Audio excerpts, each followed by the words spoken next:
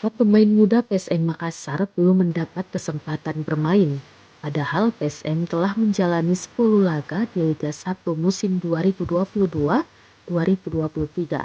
Pemain muda PSM itu yakni M. Ardiansyah, Ibnul Mubarak, Edgard Amping, dan M. Rafli Asrul. M. Ardiansyah menjadi kiper keempat PSM.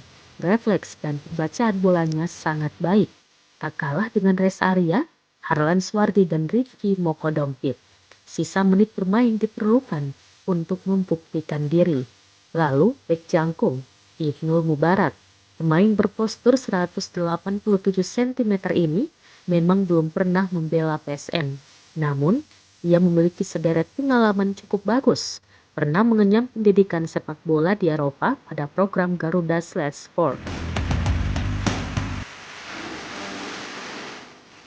Kemudian, Edgard Amping belum pernah memperkuat PSM. Padahal ia sudah bergabung dengan tim senior musim lalu.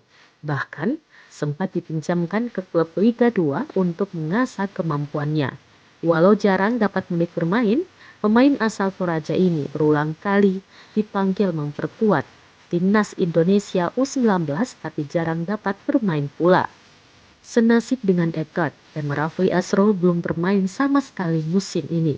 Pemain asal Enrekan ini juga sering dipanggil perkuat timnas Indonesia U19, namun jarang diberi menit bermain.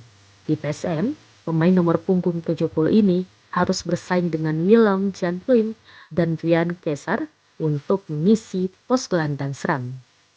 Pelatih PSM Bernardo Tavares menjelaskan dalam mengontrak pemain, tim besutannya tidak menyebut akan bermain berapa menit serta harus bermain di tim itu. Hal itu disampaikan Tavares saat ditemui tribuntimur.com di lapangan Seriusuk, Kabupaten Goa, Sulawesi Selatan pada Minggu 9 Oktober.